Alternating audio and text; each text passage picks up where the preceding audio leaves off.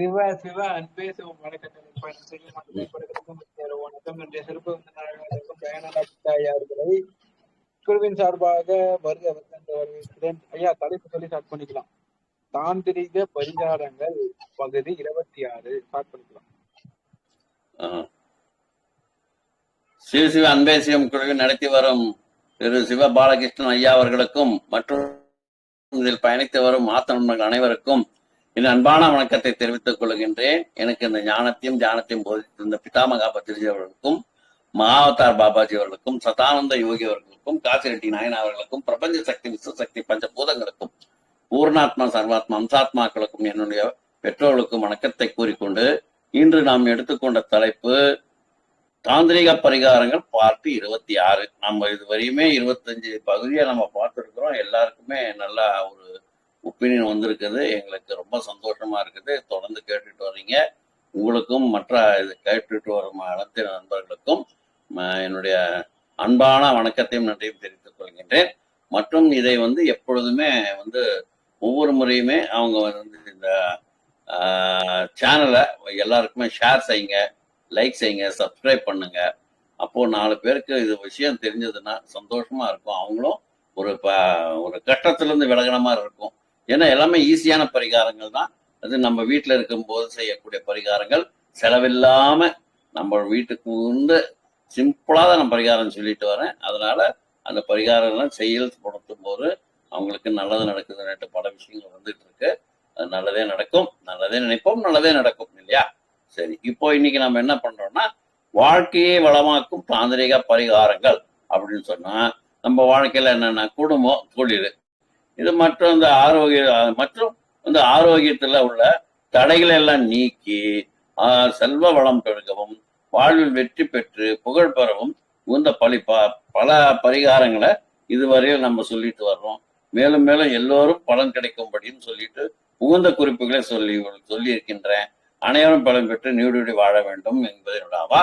இதை நீங்க ஒவ்வொரு முறையும் நீங்க ஒரு நோட் புஸ்தகம் போட்டோ இல்ல, அது ரெக்கார்டிங்ல தான் இருக்கும், இருந்தாலும் டக்குன்னு நமக்கு கிடைக்காது. அந்த மாதிரி நேரத்துல நம்ம என்ன செய்யணும்னா, ஒரு நோட் புக்ல சொல்ல ஒரு சின்னதை எழுதிக்கணும். இல்லையா அது ரெக்கார்டிங் வந்த பிறகு கூட அது ஒரு சின்ன நோட்ல நம்ம எழுதிக்கிட்டோம்னா அந்த இதுக்கு தகுந்த மாதிரி இதா இருக்கும். சரி, உலக யார் ஜெயிச்சிருந்தாங்க? ஏறக்குறைய ஹிட்லர் ஜெயிச்சுனாங்க சொல்றாங்க. எதனால ஜெயிச்சாங்கன்னா, அவருக்கு ஸ்வஸ்திக் என்ற ஒரு சின்னத்தை வச்சுதான் அவர் ஜெயிச்சிருப்பாங்கன்ற ஒரு இது ஜெயிச்சிருக்காங்கன்னுட்டு ஒரு ஐடியா இருக்குது நிறைய பேருக்கு. சின்னம் ஒரு சாதாரண விஷயம் இல்லை, இது அற்புதமான ஆற்றலை கொடுக்கக்கூடியது. இதை நிறைய பேர் வீட்டுல கூட வச்சு பூஜை செய்யறாங்க. ஏன்னா நம்ம புது வீடு புகும்போது கூட அந்த ஸ்வஸ்திக்கு வரைஞ்சிட்டு, மஞ்சள்ல வரைஞ்சிட்டு, குங்கும பொட்டெல்லாம் வச்சு, அதுக்கு எல்லாம் அச்சிந்தல்னு சொல்லுவாங்க இல்லையா, அந்த அரிசியில மஞ்சள் கலந்து வச்சு அதெல்லாம் கூட வைப்பாங்க, சந்தனம் எல்லாம் வைப்பாங்க. 2 பக்கமும் லாபம் அப்படின்னும் சுபம் அப்படின்னு போட்டு வைப்பாங்க. இந்த மாதிரி சொல்லி மஞ்சள் குங்குமம்லாம் வச்சு ஏதாவது புதுசா கடைகளை திறக்கிறதோ, வீட்டுக்கு கிரகப்பிரவேசம் பண்றதோ, இல்லை எதை செஞ்சாலுமே எழுதி விட்டு போடுவாங்க. ஏனென்றால் இது லக்ஷ்மியின் அருள் பெற்ற ஒரு எம்பளம். அதாவது சொல்றது என்னன்னா, ஒரு குறி, அந்த குறிய லக்ஷ்மி சாமுண்டி தேவின் அம்சம் சொல்லுவாங்க. இந்த தேவிக்கு பிடிச்ச மலர்கள் என்னன்னு பாத்தீங்கன்னா செவ்வந்திப்பூ, மேலும் சாமந்திப்பூன்னு சொல்லுவாங்க. ஒரு பூவை வைத்தாலே கூட நமக்கு அனுகிரகம் செய்வார்ன்றத அந்த தெய்வம் தான் யாருன்னா லக்ஷ்மி தெய்வம். அதே போல சாமுண்டியினோட அம்சமாக இருக்கக்கூடியது. அதனால இதுவும் செய்யலாம். இந்த ஸ்வஸ்திக்குங்கிறத பெரிய ஒரு அதிர்ஷ்டத்தை கொடுக்கக்கூடியது. ஆகையால நம்ம வீட்டுல ஸ்வஸ்திக் பூஜை அறையில கூட எழுதி வச்சுக்கலாம். இது ஹிட்லர் இது வச்சுட்டு இருந்ததுனால அவர் பல போர்களில் வெற்றி கண்டு இருக்கிறான்னு கூட சொல்றாங்க. இதனால அது வந்ததா, அதனால இது வந்ததா சொல்ல போனா, ஸ்வஸ்திக்குங்கிறது இன்னைக்கு நேற்று வந்தது இல்லை. இது ரொம்ப காலத்துக்கு முன்னாலேயே இது இருக்கு. கோடான கோடி ஆண்டுகளுக்கு முன்னாலே ஸ்வஸ்திக் சிம்பளம்லாம் இருக்குது. சித்தர்கள், முனிவர்கள், ரிஷிகள் எல்லாமே இதெல்லாம் வரைஞ்சிருக்கிறாங்க, எழுதியிருக்காங்க, எல்லாமே நடந்திருக்கு. ஆகையால இதை பார்த்துதான் நம்ம ஹிட்லர் வச்சிருக்கிறாரோ, இல்ல நம்ம மாதிரி ஆளுங்க யாராவது போய் ஐயா இதெல்லாம் சரி வராது, நீ பண்ற வேலை எல்லாம் அவனுக்கு எல்லாம் சரி வரும்னா ஸ்வஸ்திக் சிம்பல் அவன் கொடியில ஏத்து எல்லாமே நடக்கும் அப்படின்னு சொல்லி அவருக்கு வழி சொல்லி கொடுத்தவங்க நம்ம ஆளுங்க தான் யாரா இருப்பாங்க. அப்படி வந்ததுதான் நினைக்கிறேன். ஆனா அதனுடைய ஆராய்ச்சி எல்லாமே அது மற்றவங்களுக்கு விட்டுடலாம். நமக்கு இப்போ என்ன பெனிஃபிட் கிடைக்குதுன்னு பார்த்தா ஸ்வஸ்திக் சிம்பிள் நமக்கு பெனிஃபிட் கொடுக்குதே, இது நமக்கு வெற்றியை தருகிறதே. அந்த வெற்றியை நம்ம வந்து செயல்படுத்துவோம். வீட்டில் வந்து லாபம் லாபம் எழுதி சுபம்னு எழுதி ஸ்வஸ்திக் சிம்பிளை மத்தியில நம்ம எழுதிட்டு அதுக்கு மஞ்சள் குங்குமம் இதெல்லாம் வச்சு அதை நம்ம கும்பிடுறது நல்லது. இது ஏன்னா லட்சுமியோட அம்சம் அப்படின்னு சொல்றாங்க. சரி, அன்றாட நம்ம வந்து வாசல் தெளிச்சு கோலம் வைப்போம். ஒரு காலத்துல நம் பெரியோர்கள் வந்து சாணம் கரைச்சி தெளிப்பாங்க. இப்போ இந்த சாணம் கிடைக்கிறது இல்லை. ஏன்னா அந்த சாணம் தெளிக்கும் போது ஏன்னா பனியிலையோ இல்லையோ இந்த சின்ன சின்ன கிருமிகள் வந்து பனியில வந்து விழுந்து கிடக்கும். அதை நம்ம வீட்டுக்கு உள்ளோர போகும்போதோ வெளியே போகும்போதோ அது மேய்ச்சிட்டு போயிட்டு திருப்பி வீட்டுக்குள்ள வந்தா அந்த கிருமிகள் எல்லாம் வீட்டுக்குள்ள வந்துடும். அதுக்காக அந்த சாணத்தை தெளிச்சோம்னா அந்த கிருமிகள்லாம் அமுங்கி போயிடும், இல்லையா அதுல வந்து தன்னுடைய ஆக்டிவேஷனை விட்டுடும். அந்த மாதிரி இருக்கும், அதாவது செத்து போயிடும் சொல்லலாம். அந்த மாதிரி இருக்கும்போது அது நல்லதா இருந்தது. இப்போ எல்லாம் அபார்ட்மெண்ட் ஆயிடுச்சு, எல்லாரும் கோலம் கூட வைக்கிறது இல்ல, ஸ்டிக்கர் ஒட்டிட்டு போயிடுறாங்க. அப்போ என்ன ஆகும், கோலம் வச்சா அது வந்து சாமி வருமா வந்து யார் யார் வீட்டுல கோலம் வச்சிருக்காங்கன்னு அட்டண்டன்ஸ் எடுத்துட்டு போகுமா. இதெல்லாம் எங்க பாட்டி காலத்துக்கு சொல்றது. அப்பயாவது சீக்கிரம் எந்திரிச்சு கோலம் வைப்பாங்கன்னு சொல்லிட்டு ஏதாவது வச்சிருப்பாங்களா என்னவோ தெரியல. ஆனா அவங்க வந்து சாமி வர்றது கோலம் போட்டிருக்காங்கன்னு பாக்குறது இதெல்லாம் வந்து நம்மள ஒரு உசுப்பேத்தி விட்டு சீக்கிரம் விடிய காலையில எந்திரிங்க அப்படிங்கிறதுக்கு இப்படி எல்லாம் ஒரு இதை வச்சு சொல்லி இருந்திருக்காங்க. அதனால நல்லது தானே, விடிய காலை எந்திரிக்கிறது நல்லது தானே. அதாவது பிரம்ம முகூர்த்தத்தில் எழுந்தா நமக்கு வந்து ஆக்சிஜன் நல்லா இருக்கும். வந்து அந்த இது ஆக்சிஜன் பியூரா இருக்கிறதுனால பொல்யூஷன் ஆகாம இருக்கும். ஒமேகா 3 எல்லாம் இருக்கிறதுனால அது நமக்கு ரொம்ப நல்லது அப்படின்னு சொல்லுவாங்க. பிரம்ம முகூர்த்தத்துல எந்திரிக்கிறதும் தியானம் செய்யறதும் யோகா செய்யறதும் நம்ம வந்து இதெல்லாம் எக்ஸசைஸ் எல்லாம் செஞ்சு நம்ம உடம்ப பத்திரமா பார்த்துக்கலாம். தியானம் செய்யறதுனால மனசு பத்திரமா பார்த்துக்கலாம். அப்படியெல்லாம் இந்த பிரம்ம முகூர்த்த காலத்துக்கு உண்டான சிறப்புகள். அப்படி செய்யும்போது நமக்கு இப்ப எல்லாம் என்ன செய்யறாங்கன்னா தண்ணி தெளிக்கிறாங்க. வெறும் தண்ணி எதுக்கு தெளிப்பாங்க உங்களுக்கு தெரியும். அந்த மாதிரி தெளிக்காதீங்க தயவு பண்ணி. வெறும் தண்ணியில கொஞ்சம் ஒரு சிட்டிகையாவது மஞ்சளை பூ அதுல போட்டு அந்த வெறும் தண்ணீர சாதாரணமா வெறும் தண்ணியா தெளிக்காம சிட்டிகை மஞ்சளா போட்டு தண்ணி தெளிங்க. அப்படி தெளிக்கும் போது என்னன்னா மங்களகரமாக இருக்கும். அப்போ மஞ்சள் சேர்த்து இருக்கிறதுனால நல்லவையெல்லாம் தரும். இனிமே மறந்துடாதீங்க, மஞ்சளை கொஞ்சம் சேர்த்திக்கோங்க. தங்கம் வாங்க வேண்டும் என்றால் யாரை யாரை நம்ம அழைச்சிட்டு போகணும் அப்படிங்கிறத பத்தி ஒரு சின்ன ஒரு தகவல் உங்களுக்கு.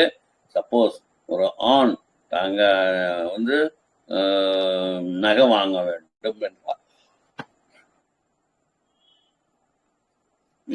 வேண்டும் என்றால் தன்னுடைய மனைவி அழைத்துக் கொண்டு போகலாம். ஆனால் பெண் நகை வாங்க வேண்டும் என்றால் கணவரை அழைத்து போக கூடாது. ஏன்னா அதுல ஒரு ரகசியம் இருக்கு. இவ்வளவு சிறுவாடு பணம் இவங்க சேர்த்தி வச்சிருக்காங்க, யாருக்கு தெரியாம, கணவனுக்கு தெரியாம, சீக்ரெட் ரிசர்வ் அது சொல்லுவாங்க. எங்க பேங்கிங் செக்டர் சொல்லுவாங்க சீக்ரெட் ரிசர்வ். அந்த பணத்தை வந்து எடுத்து வச்சிருக்கிறது கணவனுக்கு தெரியாது, பிள்ளைங்களுக்கு தெரியாது, யாருக்கும் தெரியாது. அந்த டப்பாக்குள்ள இருக்கும் எல்லாமே.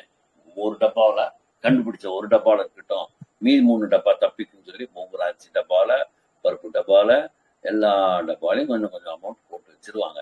அப்படி இருக்கிற காசை அவங்களுக்கு தெரியாம எடுத்துட்டு போய் தான் நகை வாங்கணும். அதை விட்டுட்டு அவங்க கூப்பிட்டோம், ஓ நான் அன்னைக்கு கேட்டேன் காசு கொடுக்கல, இன்னைக்கு பார்த்தா நீ இவ்வளவு காசு வச்சிருக்கியா அப்படின்னு சொன்னா அடுத்த நாள்ல இருந்து அங்க பாக்கெட்ல இருந்து சுட முடியாது. அவங்க கை காசு செலவு கொடுங்கன்னு கேட்டா நீ தான் அவ்வளவு வச்சிருக்கீங்க அப்புறம் எதுக்காக அப்படின்னு எல்லாம் கேட்பாங்க. அதனால கூட இருக்கலாம். ஆனா சம்பிரதாயப்படி நம்ம என்ன சொல்றாங்கன்னா, கணவன் கணவனை அழைத்து சென்றால் மனைவி கூட போனா அது என்ன ஆகுன்னா போகலாம், ஆனா உங்களுக்கு மனசுக்கு திருப்தியாக இருக்காது. பாதுகாப்புக்கு போகலாம், இல்லைன்னா அவங்க வந்து சாரி இல்லைன்னா வந்து பணம். இப்ப நீங்க நகை எடுக்கிறீங்க, காசு அவர் கொடுத்தா அப்படின்னா அவர் அழைச்சிட்டு போறது தானே, ஏடிஎம் மாதிரி தானே அவர், எனி டைம் மணி. அதனால வந்து அவர் அழைச்சிட்டு போறதுதான் சிறப்பு. அதே அழைத்து போகலாம். அப்புறம் வந்து அவர் ஆண் வந்து சரி, அப்போ இன்னும் கணவன் யாருது அவர் வந்து என்ன சப்போஸ் அவருக்கு கல்யாணம் ஆகலைன்னு வச்சுக்கோங்க, ஒரு பெண் அழைச்சி வந்து போகணும்னா அத்தையை அழைச்சிட்டு போகலாம், ஆனா தங்கையை அழைச்சிட்டு போக கூடாது அப்படின்னு சொல்றாங்க. தங்கையே கூட்டிட்டு போக கூடாது. சப்போஸ் அவங்களுக்கு கல்யாணம் ஆயிடுச்சு, கணவர் ஆபீஸ் போயிட்டாரு, அப்ப என்னங்க பண்றது, நகை வாங்க விட்டுலாமான்னா முதல் மகளை அழைத்து செல்லலாம். மகள் இருந்தால் 2 மகள் இருக்காங்கன்னு வச்சுக்கோங்க, முதல் மகளை அழைத்து கொண்டு நகை வாங்க போலாம், ஆனால் இளைய மகளை அழைத்து செல்ல கூடாது அப்படின்னு சொல்றாங்க. அப்போ நகை வாங்குறதுல பெரும் கஷ்டம் இருந்தா அதை வாங்கறதுக்கு உண்டான சமாச்சாரம் செய்யறது எவ்வளவு கஷ்டமா இருக்குது பாத்தீங்களா. அதனால எவ்வளவு இதா போனோமா போலாம். அப்பயும் வந்து நம்ம எல்லாமே வந்து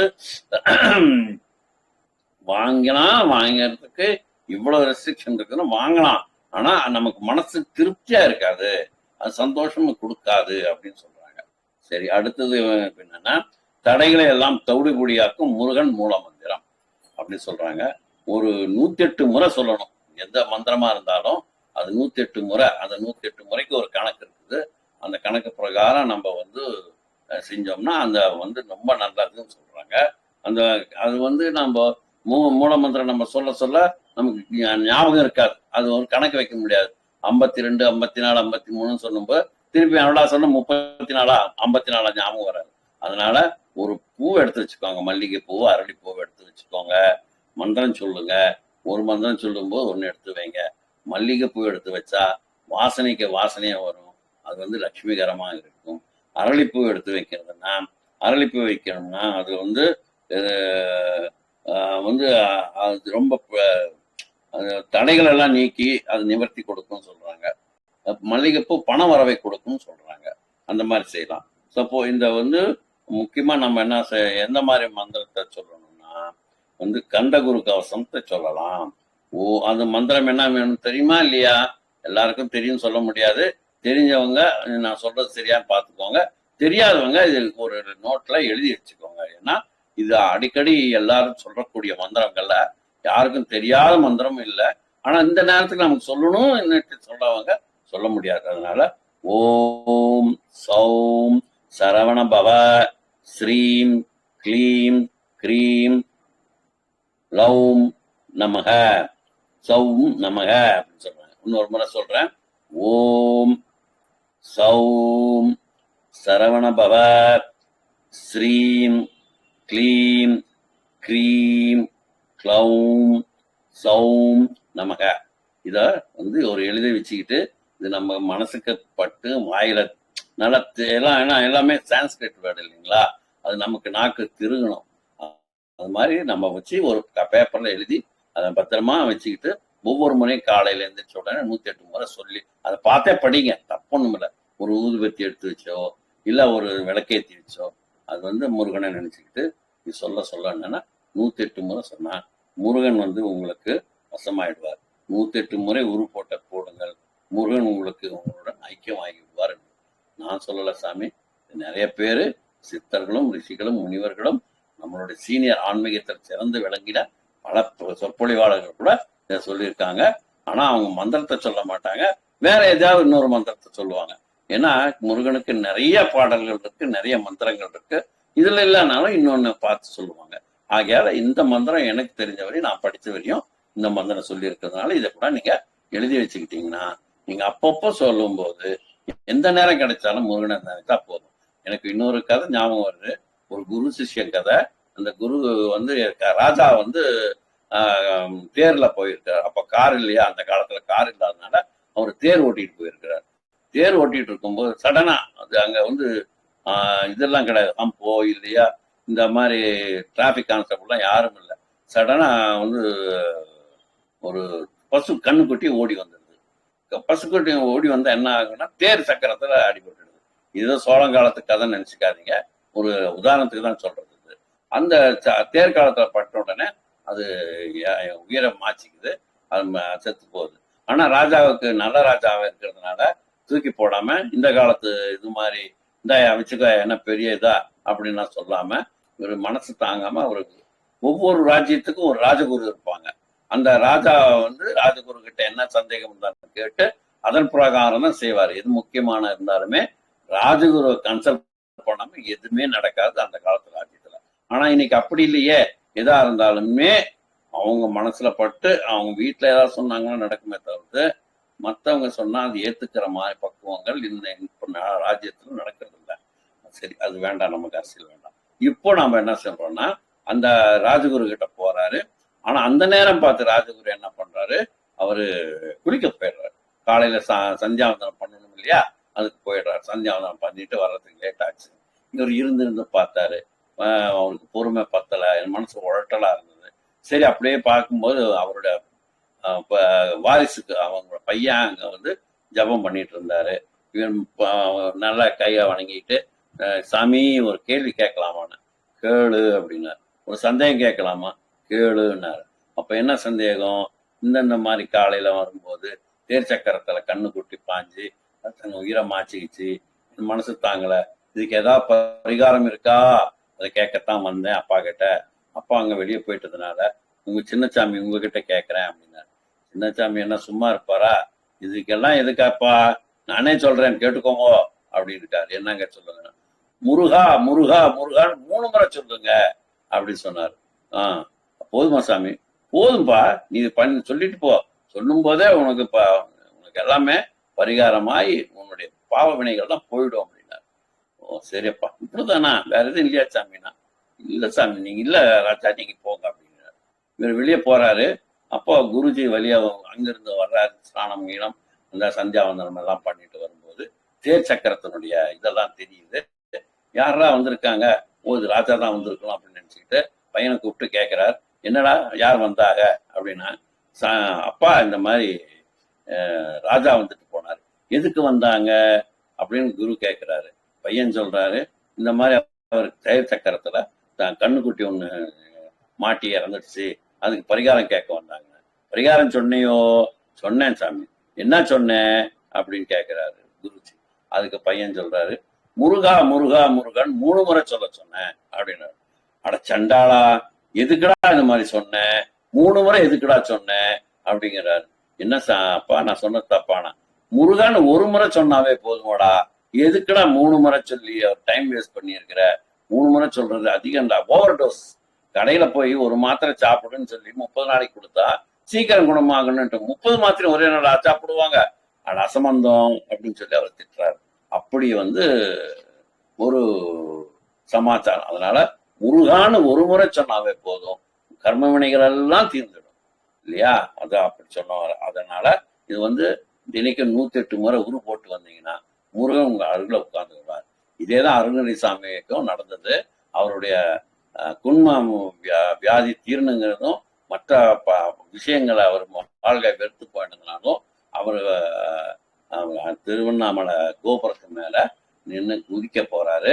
அவன் குதிக்க போகும்போது, வெளியே போகும்போது, ஓடி போகும்போது ஒரு பெரியவர் கூப்பிட்டு சொல்றாரு, ஏன்டா இந்த மாதிரிலாம் அலையிற, நீ இந்த மாதிரி அலையவே வேண்டாம், நீ என்ன செய்யற, முருகான்னு ஒரு வார்த்தை சொல்றா போதும் அப்படின்னாரு. அவருக்கு அந்த நேரத்துல அவருக்கு எது கேட்கவும் மனசு வரல, அது எதையும் காதலையும் படல. இருந்தாலும் அது ஓரத்துல போய் ஒட்டிட்டு இருந்திருக்குது. அவர் மேல அது கோபுரத்து மேல போய் கீழே விழுக போகும்போது அந்த பெரியவர் சொன்னது ஞாபகம் வருது. இவர்தான் முருகான்னு ஒரு சொல்ல சொன்னாரு, ஏன் சொல்லிதான் பார்ப்போமே அப்படின்னு சொல்றாரு. முருகான்னு 1 முறை சொல்றாரு. அவர் கர்ம வினைகள்லாம் அந்த நிமிஷத்திலே போயிடுது. அந்த நிமிஷத்திலேயே அவர் போயிட்டதுனால கர்ம வினைகள், அவர் பாவம் செஞ்சதெல்லாம் போயிடுது. அவர் எப்படியாப்பட்ட லோபின்னு உங்களுக்கு எல்லாருக்கும் தெரியும். அவர் பல பெண்களை பெண் பித்தர் அந்த மாதிரி ஒரு சமாச்சாரத்துல நிறைய பாவம் பண்ணியிருக்குது. அந்த மாதிரி பாவங்கள் எல்லாம் கூட முருகான ஒரு வார்த்தை சொன்ன உடனே எல்லா பாவனைகளும் போயிட்டதுனால அவர் புண்ணியமான ஒரு இதை கேட்கிறாரு. உடனே முருகர் வந்துடுறாரு. வந்த உடனே கைத்தாங்களை பிடிச்சிக்கிட்டு, வாடா என் கண்ணுக்குட்டி அப்படின்னு சொல்லி கூப்பிட்டு உட்கார வச்சு சொல்றாரு, என்ன சாமி நீ பாட்டி கூப்பிட்டு என்னை காப்பாத்திட்ட, ஏதாவது ஒரு உபதேசம் பண்ணு, சும்மா அவன் உட்கார வச்சுட்டா என்ன அப்புறம் அப்படின்னாரு. அப்படியா, உபதேசம் சொல்றேன்டா கேளு, சும்மா இரு என்ன சொன்னாரு? ஏதாவது சொல்லுன்னு சொன்னேன்ல, சும்மா இரு அப்படின்னாரு. சும்மா இருக்க முடியுமா? ஐம்புலன்களை கட்டுப்படுத்த முடியுமா? ஒரு புலன், அதாவது கண், மூக்கு, வாய், செவி, மெய் எல்லாமே ஐம்புலன்கள். ஒரு சமாச்சாரம், அதாவது பக்கத்து வீட்டுல ஒரு வடைய சொல்றாங்க, வெங்காய வடை. அது என்ன மெது வடை. அந்த வெங்காய வடை வாசனை நம்ம கண்ணில் பார்க்கல, காதுல கேட்கல, ஆனா மூக்குல வாசனை வந்துடுது. உடனே எல்லா புலன்களும் அங்க போயிடுது. யா எவ்வளவு சுவாசனையா வருது. மாமி சொல்றத பார்த்தா நமக்கு இப்படி இருக்கே, சாப்பிட்டு பார்த்தா இப்படி இருக்கும் நாக்கு, அது கண்ணில் பார்த்தா இப்படி இருக்கும் கண்ணு, அத வந்து சொயின்னு சத்தம் வருது. அதுக்கப்புறம் எல்லாமே உடம்பே அங்க போயிடுது. அந்த மாதிரி ஒரு மனநிலை இருக்க ஒவ்வொருத்தருக்குமே அந்த கட்டுப்படுத்தணுங்கிறது முடியாது. நம்ம ஏதாவது ஒரு மீட்டிங் நடக்குது, 2 நிமிடம் மௌனமாக இருப்போம் அப்படின்றாங்க. யாராவது இருக்க முடியுமா? அப்பதான் செல்போன் சத்தம் போடும், அப்பதான் ஐயா கூப்பிடுறாங்கன்னு வரும், அப்பதான் வீட்டுல இருந்து ஒரு மெசேஜ் வரும், எல்லாம் வரும். அப்போ அந்த 2 நிமிஷத்துல கண்டிப்பா இருக்க முடியறது இல்ல. அதனால அது நாம்கே வாசைக்கு தான். அப்புறம் 2 நிமிஷத்துக்கு முன்னாலேயே பெல் அடிச்சிருவாங்க, மௌனம் கலைஞ்சு எல்லாரும் உட்கார்ந்துருவாங்க, அஞ்சலி செலுத்துற மாதிரி. ஆனா இலங்கையில கம்பன் விழா நடத்தும் போது இந்த மாதிரி அவங்க சொல்றதே கிடையாது. 2 நிமிஷம்லாம் யாராலும் இருக்க முடியறது இல்லைங்கிறதால அரை நிமிடம் மட்டும் மௌன அஞ்சலி செலுத்தும்படி கேட்டுக்கொள்கின்றோம் அப்படின்னு சொல்லி இத வந்து இலங்கை ஜெயராஜ் அவர்கள் சொன்ன இது விஷயம் இந்த மாதிரிலாம் இருக்குங்கிறது. அரை நிமிஷம் அப்படின்னு சொல்றாரு. அதனால்தான் அருணையர் கூட அருணைநாதர் பாடி இருக்கிறாரு, சரண கமலாலயத்தில் அரை நிமிஷ நேரம் மட்டில் அப்படி தப வழி தியானம் செய்ய அணுகாதா அப்படின்னு சொல்றாரு. அது அரை நிமிஷம். சரண கமலாலயம்னா என்ன? நம்ம உடம்பு தான் சரண கமலாலயம். அரை நிமிஷம் நேரம்னா என்ன? அரை நிமிஷம். நான் இப்படி சொடக்கு போடுற 30 சொடக்கு போடுறது அரை நிமிஷம். அந்த நேரம் கூட உன்னை நினைக்கிறதுக்கு என்னோட உடம்பு ஒத்துக்கலையே, என்ன உடம்பு என்ன மனசு அப்படின்னு வச்சு அவர் சங்கடப்படுறார். அரை நிமிஷம் நேரம் எனக்கு ஒதுக்கி கொடுனா, நான் உன்னை நினைக்கணும் அப்படின்னு. ஏன்னா அக்கள் அழித்தல் காத்தல் எல்லாமே அவர் தானே அப்படிங்கிறதுனால அவர் கேட்கிறார், அரை நிமிஷம் நேரம் மட்டிடுங்கிறார். அப்போ எவ்வளவு சிறப்பானது. அந்த இதை வந்து மனசை கட்டுப்படுத்தணும், ஒருத்தரும் இது இருக்கணுங்கிறார். 108 முறையா நம்ம சொல்லும் போது அது இன்னும் நமக்கு சரியா வரும். ஏன்னா கதைக்கு வந்துடும், விஷயத்துக்கு வந்துடும். அப்போ சரி, இதுக்கு அப்போ நம்ம சொன்னதெல்லாம் சரியா போச்சுங்களா? இப்போ வந்து செவ்வரளிப்பூ வச்சா தடைக்கு நிவர்த்தி ஆகும், மல்லிகைப்பூ வச்சா பணம் வரவு வந்து கொண்டே இருக்கும் அப்படிங்கிறாங்க. நமக்கு அதுவும் வேணும் இதுவும் வேணும் இல்லையா? இகப்பர சௌபாகியம் அருள்வாயங்கிறார். இகன்னா என்ன? இந்த உலகம், மெட்டீரியல் பெனிஃபிட்ஸ். பரன்னா என்ன? மேலுலகம், மேலுலகத்துல போய் நல்லா இருக்கணும். ஒருத்தர் கேட்கிறாங்க, ஈகப்பர சௌபாகியம் ரெண்டுமே வேணும்னா என்னையா பண்ணணும் அப்படின்னு சொல்லி கேட்கறாங்கன்னா ரொம்ப கெட்டிக்காரன். ஏன்னா இந்த நேரத்துல நம்ம வந்து அதை நினைச்சுக்கணும். ஈகப்பர சௌபாகியம் அருள்வாயன்னு சொல்லி யார்கிட்ட கேட்கறாங்க? முருகன் கிட்ட கேட்கறாங்க. ஈகப்பர சௌபாகியம் கேட்கணும், முருகனை நினைச்சு அவரை வந்து வழிபடுங்க. கண்டிப்பா உங்களுக்கு ஈகப்பர சௌபாகியம் ரெண்டுமே கிடைக்கும். அதாவது நமச்சிவாயா அப்படின்னா அது ஒரு விசேஷம். சிவாய நமகன்னா அது ஒரு நமச்சிவாயன்னா ஈக சௌபாகியங்கள் கிடைக்கும். சிவாய நம அப்படின்னா பரசிவா பர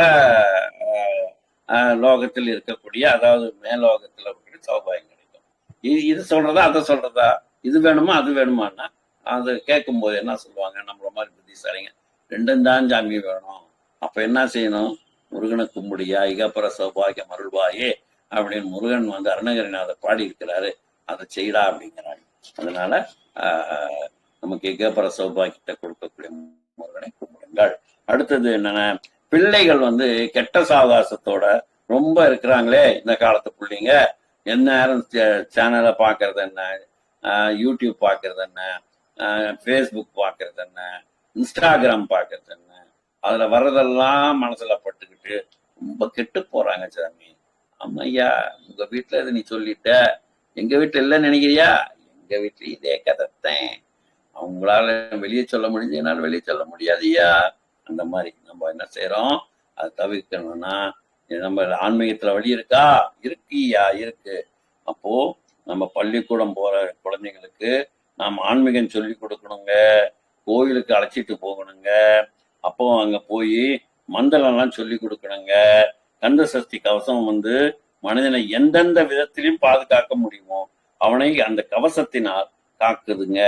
இது பெரியவர்களை பார்த்து மந்திரத்தை சுலபமாக சொல்லுங்க அப்படியே சொல்லிவிடுவாங்க, ஜெயிச்சிடுவாங்க.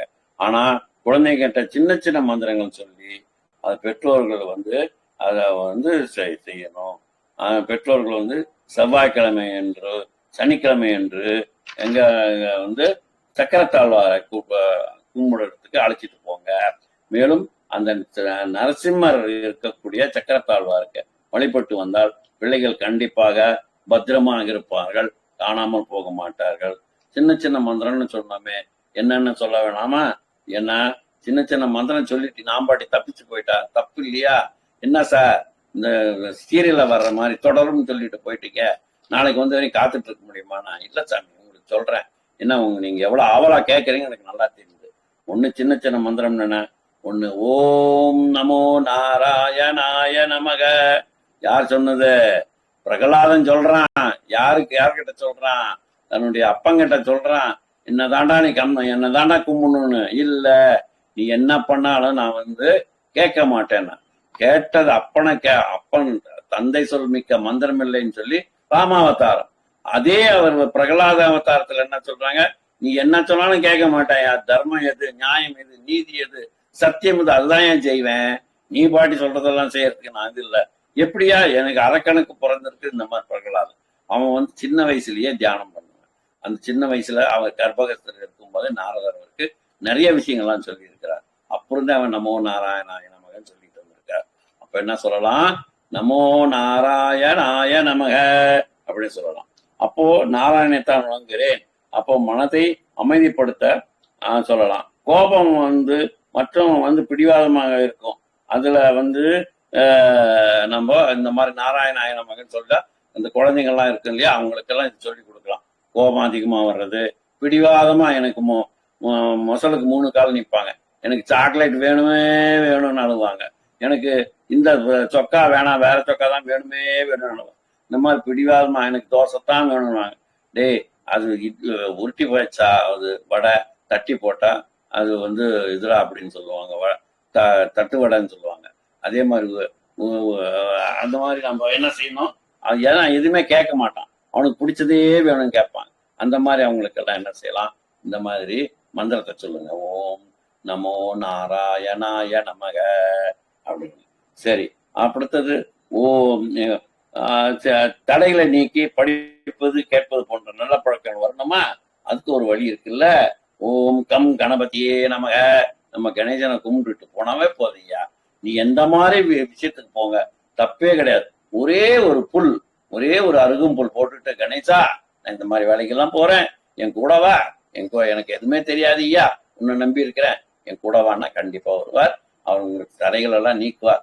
முன்னால் இருக்க டிராபிக் எல்லாம் ஒதுக்கி விட்டுருவார். உங்களுக்கு நேரா போய் யாரை பார்க்கணுமோ அந்த அறிவு உங்களுக்கு கொடுத்துருவார். நீங்க அவருக்கு செய்ய வேண்டியதில்லை. நாங்க ஒரே ஒரு அருகும்புல்ல போடுங்கய்யா. அவர் வேற எதுவுமே கேட்கல. ஒரு அருகும்புல்ல போட்டு குட்டிகரணத்தை போட்டுட்டு நீங்க அவரை கூட அழைச்சிட்டு போங்க, இல்ல அவர் கூட நீங்க போங்க, உங்களுக்கு காரியம் சித்தி ஆகும். சரி, இந்த குழந்தைங்களுக்கு எல்லாம் நல்லா படிப்பு வரணும்ல. அப்ப என்ன செய்யறோம் அப்படின்னா, சரஸ்வதியா கும்பிடணும். அதுக்கு என்ன செய்யணும்? ஓம் சரஸ்வதி நமஸ்துப்யம் வந்தே காமரூபிணி வித்யாரம்பம் கரிஷ்யாமி அப்படின்னு சொல்லி சித்திர் பவத்துமே சதா அப்படிங்கிற இந்த மந்திரத்தை நம்ம சொல்லணும். ஏன்னா சரஸ்வதியை வந்து கல்வி கடவுள். இன்னொரு வாட்டி சொல்றேன். ஓம் சரஸ்வதி நமஸ்துப்யம் வந்தே காமரூபிணி வித்யாரம்பம் கரிஷ்யாமி சித்திர் பவத்துமே சதா அப்படின்னு சொன்னோம்னா, நான் கல்வி கடவுள் வந்து நல்லா பேசவும் படிக்கவும் நல்லா வந்து பல வெற்றிகளை அவங்க போட்டியில் வந்து கலந்துகிட்டு வெற்றி பெறவும், கோல்டு மெடல் ஆகட்டும், சில்வர் மெடல் ஆகட்டும், பிராஸ் மெடல் ஆகட்டும் கொண்டு வந்து குவிச்சுக்கிட்டே இருப்பாங்க. மெடலும் வரும், கப்பும் வரும்.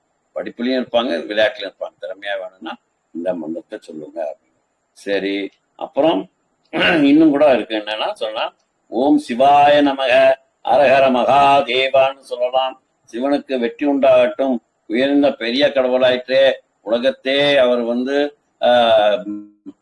மேலையும் கீழே நின்று பார்த்து யாராலையும் கண்டுபிடிக்க முடியல, 3000 வருஷமா மேல போயிட்டே இருக்கிறாரு பிரம்மா. அவருடைய முடியா காணு 3000 வருடங்கள், 3000 வருடங்களா 30,000 வருடங்களா போயிட்டே இருக்கிறாரு. அவரால் கண்டுபிடிக்க முடியல.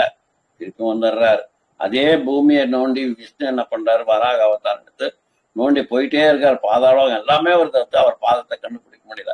அப்படியாப்பட்ட சிவனுக்கு வந்து ஒரு போற்றின்னு சொல்லுங்க, அவரை பாராட்டுங்க. அவரே சிவனுக்கு வந்து ஓம் சிவாய நமக, அரஹர மகாதேவாய நமக சொல்லுங்க, அரஹர மகாதேவான்னு சொல்லுங்க. சிவபெருமானுக்கு வெற்றி உண்டாகட்டும் சொல்லுங்க. அடுத்தது இன்னும் நமக்கு தைரியம் வேணுமா?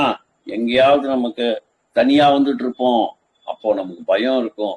இந்த இடத்துல இருந்து நாய் வருமா, அந்த இடத்துல இருந்து பேய் வருமா, இல்ல யாராவது நம்ம வாத்தியாரே வருவாரா, எப்படி வருவார், எந்த ரூபத்தில் வருவார், பயந்துரும்னா பயப்படாத சொல்லு, வெற்றிவேல் முருகனுக்கு அரோகரா சுட்டிகிட்டே போ, உனக்கு ஒண்ணும் வராதா, எல்லாம் அவர் பார்த்துக்குவார். மயிலேறி ஓடி வந்துருவார், நிமிஷத்துல வந்துருவார். அதனால நீ வெற்றிவேல் முருகனுக்கு அரோகரா, வெற்றிவேல் முருகனுக்கு அரோகரா, வெற்றிவேல் முருகனுக்கு அரோகரா சொல்லிக்கிட்டே வாடா கண்ணுன்னு சொல்லி கொடுங்க. அப்போ இல்லையா, முருகாச்சரணம், முருகா உன்னிடத்தில் நான் சரணாகதி அடைந்து விட்டேன், என்னை காப்பாற்று, முருகாச்சரணம் முருகாச்சரணம் சொல்லிட்டே போ. இதை விட வேற என்ன வேணும்? நம்ம ஒரு முறை சொன்னாவே போதுங்கிறார். நீங்க நினைச்ச மாதிரி சொல்லிட்டே போங்க. அது இப்ப சேவிங்ஸ் அக்கௌண்ட் டெபாசிட் ஆன மாதிரி ஆகிட்டே இருக்கட்டும், என்னைக்காவது உதவும் அப்படிங்கிறாங்க. சரி, இதெல்லாம் முடிஞ்சது. அடுத்தது வந்து தங்கம் வாங்க யாரை கூட்டிட்டு போகணும் அப்படின்னப்போ நம்ம சொன்னோம்.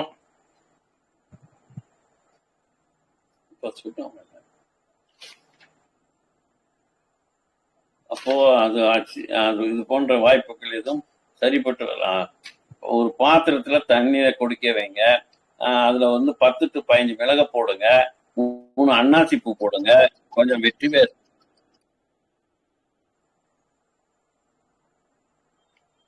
ஒரு நிமிடம் சார்.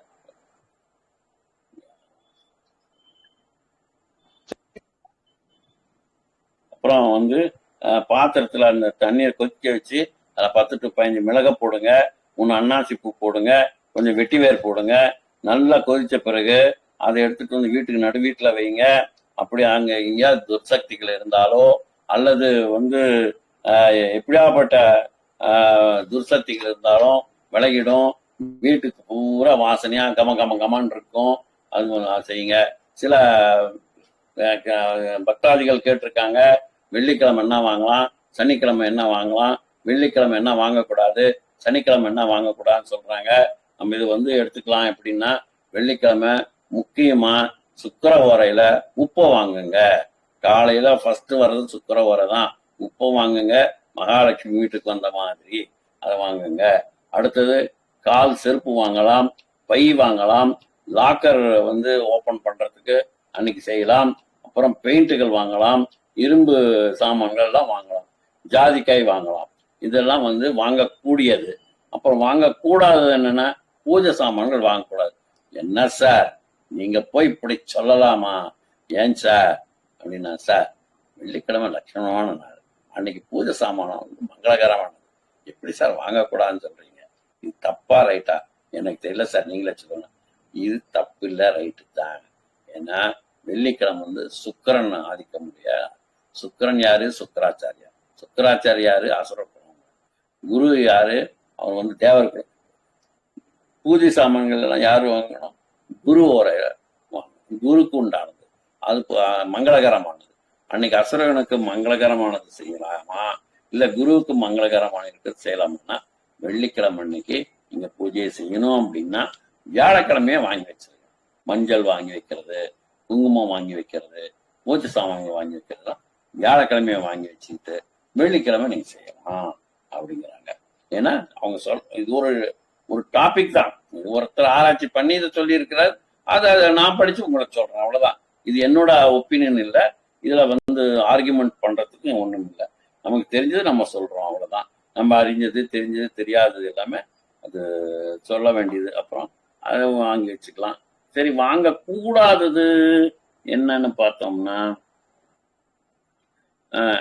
இன்னைக்கு வாங்கக்கூடாததுன்னா பூஜை சாமான்னு சொல்லிட்டோம். அடுத்தது வந்து மஞ்சள் குங்குமம் எல்லாம் அடுத்த நாள் முன்னாலே வாங்கி வச்சிருக்கோங்க, அன்னைக்கு வாங்க வேணாம்னு சொல்றாங்க. அன்னைக்கு சரி, அன்னைக்கு ஏன்னா செஞ்சோம்னா அன்னைக்கு நிறைய பணம் காசு நிறைய செலவாகும். வாகனங்கள் உதிரி பாகங்கள் கூட வாங்காதீங்க, வெள்ளிக்கிழமை அன்னைக்கு வாங்காதீங்கன்றாங்க. அப்புறம் குடை அம்பர்லா அது கூட வாங்கக்கூடாது அப்படின்னு சொல்றாங்க. சரி, அப்புறம் சனிக்கிழமை என்ன செய்யலாம்னா அன்னைக்கு வந்து வாங்கக்கூடிய சாமான்கள் கார்பெட்டு, செருப்பு, அப்புறம் வந்து திரைச்சீலைகள், ஃப்ரிட்ஜு, ஃபிலிம்மு, காவல். அப்போ என்ன செய்யணும், ஒரு காவல் தெய்வத்தை வழிபட்டு போய் வாங்கிட்டு வரணுங்கிறாங்க. அங்க நீங்க காவல் தெய்வம்னா நீங்க வீட்டை விட்டு வெளியே வரும்போது எது உங்க கண்ணில் முதல்ல படுதோ அதுதான் காவல் தெய்வம். அந்த காவல் தெய்வத்தை வழிபாடு செய்த பின்னா நீங்க எல்லாமே வாங்கலாம். பெயிண்டிங் சாமான் வாங்கலாம், பத்திரப்பதிவு நீங்க செய்யலாங்கிறாங்க. வாங்கக்கூடாது என்னன்னா, கூர்மையான கத்தி வாங்காதீங்கயா, வாங்கக்கூடாது. இரும்பு சாமான்கள், அதுல வந்து மண்ணை பிளக்கக்கூடியது, குத்தி கலக்கக்கூடியது, கடப்பாறை, மம்முட்டி, இதெல்லாம் மண்ணை பிளக்கக்கூடியது வாங்கக்கூடாது. அப்ப வேற என்ன வாங்கலாம், ஜன்னல் வாங்கலாம், பத்திரப்படுத்துறதுக்குரிய பூட்டு வாங்கலாம், இதனால் ஆபத்துக்கள் இல்லை. எனக்கு இரும்பா இருந்தாலும் இரும்பு சாமான்கள அது ஆபத்து இல்லாது, விளையக்கூடியது, ஆபத்து விளைய வராது அப்படிங்கிறாங்க. முன்னோர்களை வந்து தென்மேற்கு பக்கம் கும்பிட்டுட்டு தென்மேற்குல இருப்பாங்க முன்னோர்கள்னா நம்ம மூதாதைகள், அவங்க கிட்ட சொல்லிட்டு வணங்கிட்டு கூட வாங்கலாம். இந்த மாதிரி ஐயா நான் உங்க இந்த மாதிரி இருக்கேன், வாங்கணும்னு போறேன், எனக்கு வந்து ஆசீர்வாதம் பண்ணுங்க, போயிட்டு வர்றேன், நல்லபடியா நல்ல சாமான்கள் வாங்கறதுக்கு எனக்கு அருள் புரியுங்க, கூட வாங்கன்னு சொல்லுவாங்க. பத்திரப்பதிவுலாம் படிக்கலாம். அதே மாதிரி பத்திரப்பதிவுலாம் அன்னைக்கு பண்ணலாம், பாதுகாத்துக்கலாம். அந்த பத்திரப்பதிவுல எந்த வித தடங்களும் இல்லாம பண்றதுக்கு சனிக்கிழமை உகந்த நாள். சரி, அடுத்தது ஒரே ஒரு சாதாரண சின்ன சமாச்சாரம் சொல்லிட்டு என்னுடைய சிற்றூரையை முடித்துக் கொள்கின்றேன். என்னன்னா, வெள்ளிக்கிழமை, அதாவது கடகராசிக்காரங்க வந்து உணவால் பணம் சில வந்து ஆக்டிவேட் பண்ணலாம். சுக்கிரனை ஆக்டிவேட் பண்ணலாம். சுக்கிரன் தான் நமக்கு பணத்துக்கு, அதை ஆக்டிவேட் பண்ணலாம். அப்படி என்னன்னா, ஆரஞ்சு பழம் வாங்கலாம், ஆரஞ்சு பழம் வாங்கி சாப்பிட சொல்றாங்க. அப்புறம் வெள்ளரி பிஞ்சு இருக்கு இல்லைங்களா, வெள்ளரி பிஞ்சை வாங்கி நறுக்கி அதை சாப்பிட சொல்றாங்க. அப்புறம் கம்பம், சோளம், தினை, வரகு, சாமை இதெல்லாமே நல்லா பவுடர் பண்ணி அரைச்சி ஜல்லிச்சு அது கூட தேன் கலந்து சாப்பிடுங்க அப்படிங்கிறாங்க. அப்புறம் சுக்கிரனை ஆக்டிவேட் பண்ணா நமக்கு வந்து நல்ல காசு வர. தண்ணீரா இருந்தா தண்ணீரை நிறைய குடிங்க அப்படிங்கிறாங்க. வெறும் தண்ணீரை குடிக்கிறதுக்கு முன்னால அந்த கஞ்சியில கொஞ்சம் வெங்காயத்தை போட்டு நல்லா கொஞ்சம் மோர் ஊற்றி குடிங்க, நல்லா இருக்கும் அப்படின்றாங்க. இத்தனையும் வந்து ஒவ்வொரு நாளைக்கும் கொஞ்சம் கொஞ்சமா நம்ம வந்து சமாச்சாரம் தாந்திரிக பரிகாரம் சொல்லி அதை வந்து நம்ம வாழ்க்கையில நல்லபடியா பயன்படுத்துவோம். இத்தனையும் நம்ம சொல்றதுக்கு இருக்காங்கன்னா, நாம சில சந்தேகங்கள்லாம் இருக்கும், சில சமாச்சாரங்கள்லாம் நிறைய பணம் செலவு பண்ணி அங்க போங்க இங்க போங்கன்னுவாங்க. கடைசியில அங்க போயிட்டு வந்தாலும் அந்த எஃபெக்ட் வந்து இந்த தாந்திரிக பரிகாரங்களை நம்ம வீட்டுல இருக்க சாமான்களை வைத்து நம்ம வீட்டுக்குள்ளரையோ இல்லை அருகில் இருக்க இடத்துக்கோ போயிட்டு அதே பரிகாரத்தினுடைய நிவர்த்தியா அங்க செஞ்சுக்கலாம். இதனால நமக்கு மனசு உடம்பு அலைச்சல் இல்லாம இருக்கும், அதே மாதிரி பணமும் செலவாகாது, காரியம் சித்தியாகும் அப்படின்னு மூதாதையர்கள் கண்டுபிடிச்சதுதான், நம்ம முன்னோர்கள் கண்டுபிடிச்சதுதான், முனிவர்கள் கண்டுபிடிச்சதுதான், நம்ம சித்தர்கள் சொன்னதுதான், எல்லாமே நம்ம சேர்ந்து கலந்து சொல்லியிருக்கிறோம். இதனால நமக்கு வந்து நன்மையை தவிர தீமை எதுவும் இல்லை. ஆகையால் நீங்கள் முடிந்த அளவு இதை வந்து காதால கேட்டுக்கோங்க. முக்கியமான சமாச்சாரம் ஒரு நோட் போட்டு எழுதிக்கோங்க. இந்த மாதிரி நோட் போட்டு எழுதும்போது சந்தேகம் வரும்போது பார்த்துக்கோங்க. வேற ஏதாவது உங்களுக்கு சந்தேகம் இருந்தாலோ இல்லை வேற இருந்தாலோ என்னை கான்டாக்ட் செய்யுங்க. ஐயா கிட்ட நம்பர் வாங்கிக்கோங்க. இந்த 9514498345 என்னுடைய நம்பர். என்னை கான்டாக்ட் பண்ணலாம். என்னால் தெரிஞ்ச வரையும் நான் சொல்றேன். எனக்கு தெரியலையா எங்க சீனியரை கேட்டு சொல்லுவேன். எதுவுமே தப்பா இருக்காது, தப்புக்கு போக மாட்டேன். தெரிஞ்ச வரையும் சொல்லுவேன், தெரியாதுன்னே சொல்லுவேன். தப்பே எதுவும் இல்லை. ஆகையால என்னை வந்து இத்தனை முறையும் என்னை வந்து ஆதரித்து என்னை நம்பி சிவபாலகிருஷ்ணன் ஐயா அவர்கள் பேச சொன்னதுக்கும் இந்த பேச்சை கேட்டுக்கொண்டிருப்பவர்களுக்கும் என் ஆத்மா நன்றியை தெரிவித்துக் கொள்கின்றேன், வணக்கத்தை கூறிக்கொள்கின்றேன். நன்றி நன்றி நன்றி. வணக்கம் வணக்கம். நன்றிங்க சார், நன்றி நன்றி. ரொம்ப நல்லா இருந்தது. நிறைய விஷயம் ஷேர் பண்ணீங்க. துளசி கணேசம்மா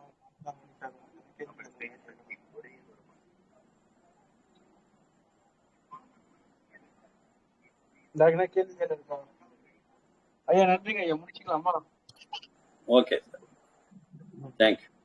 யாருக்காவது சந்தேகம் வந்து கேட்கலாம், யாருமே இல்லாமல் ஒன்று கேட்கலாம். நன்றி நன்றி.